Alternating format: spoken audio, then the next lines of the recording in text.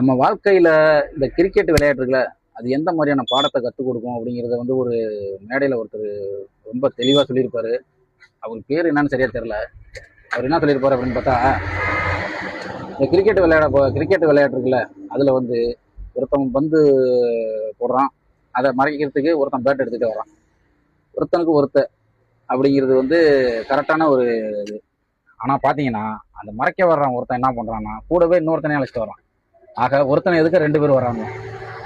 அந்த ஒருத்தனை எதுக்கு 2 பேர் வரானோ பாருங்க. இந்த 2 பேரையும் சேர்த்து எதுக்க சுத்தி ஒரு 10 பேர் வரானோ.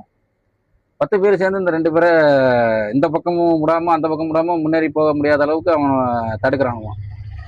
அப்படி இந்த 10 பேரை இவங்களை தடுக்கிறப்ப என்ன பண்றாங்க பார்த்தா, ஒரு 10,000 பேர் எதுக்கு வந்தோம் அப்படின்னே தெரியாம சுத்தி நின்றுக்கிட்டு, இவன் போர் அடிச்சாலும் போருன்னு கத்துறானுவோம், சிக்ஸ் அடிச்சாலும் சிக்ஸ்ன்னு கத்துறானுவோம், அவுட் ஆயிட்டாலும் அவுட் அப்படின்ட்டு போய் உட்காந்துடுறானுவோம். ஆக இதுல இருந்து நம்ம என்ன இது பண்ணிக்கணும் அப்படின்னா, நம்ம வாழ்க்கையில முன்னேறணும்னா 10 பேர் நம்மளை எதிர்ப்பான். 10 பேர் நம்மளை எதிர்த்தாலும் 10,000 பேர் கேள்வி கிண்டலும் செய்வான். அதெல்லாம் தாண்டி தான் நம்ம போகணும், முன்னேறணும் அப்படின்னு நினைச்சோம்னா, நம்ம அந்த கூட ஒருத்தனை அழைச்சிட்டு வந்தோம் பாருங்க, அவன் இந்த பக்கமும் அந்த பக்கமும் ஓடி கடைசியில் இவனை அவுட் ஆக்கி விட்டுருவான். அதாவது காலி பண்ணி விட்டுருவான்.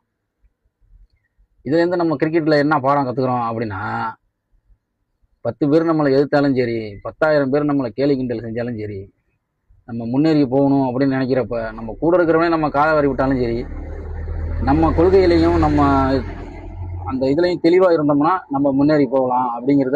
முன்னேறலாம் வாழ்க்கையில அப்படிங்கிறத அந்த கிரிக்கெட் விளையாட்டு வந்து நமக்கு கற்றுக் கொடுக்குது அப்படின்ட்டு சும்மா அருமையாக சொல்லியிருப்பாரு. ரொம்ப தெளிவு.